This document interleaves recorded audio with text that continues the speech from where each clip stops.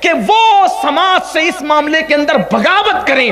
بغاوت نہیں ہوگی بلکہ یہ حقیقت ہوگی, سچائی اور صداقت ہوگی کہ نوجوان یہ فیصلہ کریں کہ میں نے شادی تو کرنا ہے, لیکن شادی ایسی مثالی ہوگی کہ جس میں صرف دلہن آئے گی, دلہن کے ساتھ کوئی جہیز نہیں آئے گا.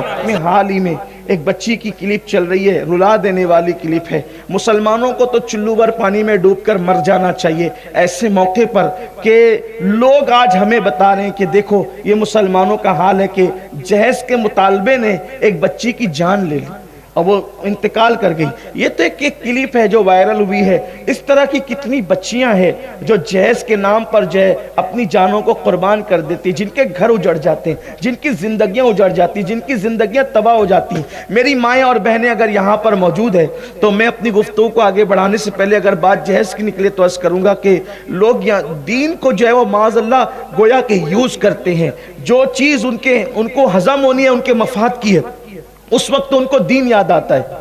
جیسے مثال کے طور پہ جب مہر مقرر کریں گے تو ان کو دین یاد آئے گا, انہیں حدیثیں یاد آئے گی کہ اللہ کے رسول علیہ السلام نے فرمایا سب سے زیادہ بابرکت نکاح وہ ہے کہ جس میں مہر کم مقرر کیا جائے. تو یہ تو آپ کو یاد رہا, لیکن آپ کو یہ کیوں یاد نہیں رہا کہ حضور علیہ السلام نے 11 شادیاں کی ہے, 11 نکاح فرمائے ہیں. 11 میں سے کسی ایک مقام پر بھی آپ کو پتہ چلتا ہے کہ اللہ کے رسول علیہ السلام نے کسی سے جہیز طلب فرمایا ہو, جہیز مانگا ہو جو تم مانگتے ہو؟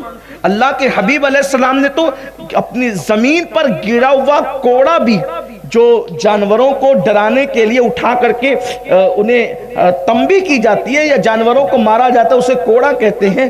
اللہ اکبر, وہ کوڑا بھی اگر زمین پہ گر گیا تو اللہ کے رسول نے کسی سے مانگا نہیں بلکہ خود سواری سے اتر کے اٹھایا ہے. حضور علیہ السلام کو گرا ہوا کوڑا مانگنا بھی پسند نہ تھا. اللہ کے حبیب علیہ السلام کے اندر شان غیرت یہ تھی, بلکہ یہاں تک فرماتے ہیں کہ اگر میرے جوتے کے تسمے ٹوٹ جائیں تو وہ بھی میں اپنے اللہ سے مانگتا ہوں, غیر اللہ سے اس کا سوال نہیں کرتا, وہ بھی میں اپنے اللہ سے مانگتا ہوں. حضور کی شان توحید کا یہ عالم تھا, اپنے اللہ سے محبت کا یہ عالم تھا. اور آج ہم جہیز کے نام پر, رسومات کے نام پر کیا کیا بھیک مانگتے ہیں اور کس طریقے سے بھیک کے دروازے مالداروں نے بھی کھول رکھے ہیں.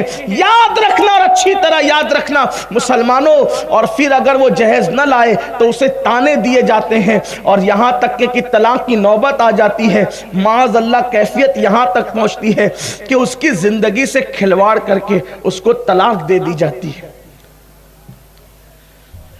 زندگی سے کھلواڑ کر کے طلاق دے دی جاتی ہے اور ہم سمجھتے ہیں کہ چلو بھائی اسلام میں اجازت تو ہے نا طلاق کی. جن صورتوں میں اجازت ہے کیا یہ صورت اس میں آتی ہے کہ جہیز نہ ملنے پہ طلاق دے دو اور کسی کی زندگی سے کھیل لو؟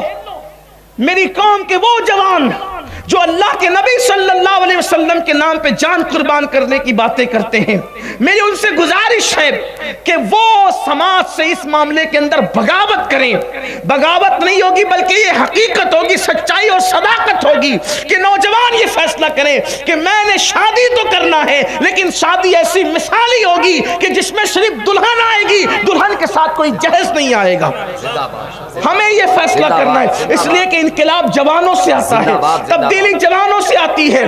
یاد رکھیں اگر آپ نے ایسا کیا اور آپ نے کسی کی فکر کو دور کر دی, کسی غریب ماں باپ کی سوچ اور فکر کو, ان کے بوجھ کو دور کر دیا, تو یاد رکھنا مالدار جہیز دے گا تو اپنی طاقت کے مطابق دے گا, لیکن کسی غریب کی فکر کو تم دور کر دو گے تو جب اللہ تمہیں دے گا تو اللہ تمہیں اپنی شان کے مطابق عطا فرمائے گا. بندے کا دیا ہوا ختم ہو سکتا ہے, اللہ کا دیا ہوا کبھی ختم نہیں ہو سکتا.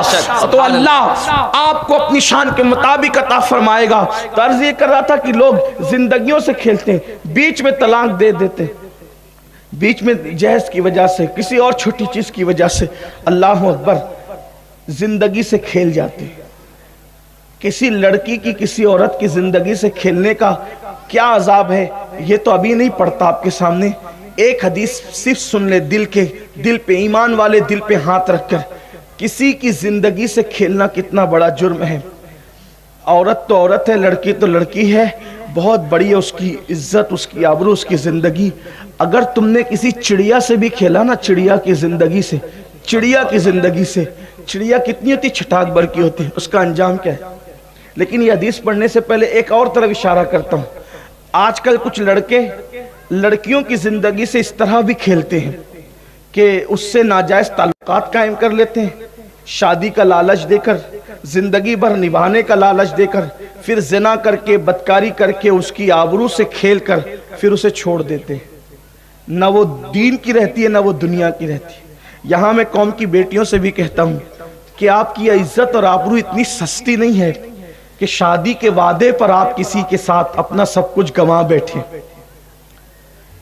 یاد رکھنا، دنیا کی ہر دولت ختم ہو جانے کے بعد آدمی کما سکتا ہے، لیکن آبرو اس دولت کا نام ہے کہ ایک مرتبہ چلی گئی بے شک بے شک تو دوبارہ پھر آپ اس کو نہیں خرید سکتے، بازار سے نہیں خریدی جا سکتی، دولت کے ذریعے سے اس کو جو ہے وہ نہیں کمایا جا سکتا، اس کو حاصل نہیں کیا جا سکتا، بلکہ مر کے زندہ ہو جائیں تو بھی آپ دوبارہ وہ دولت حاصل نہیں کر سکتے۔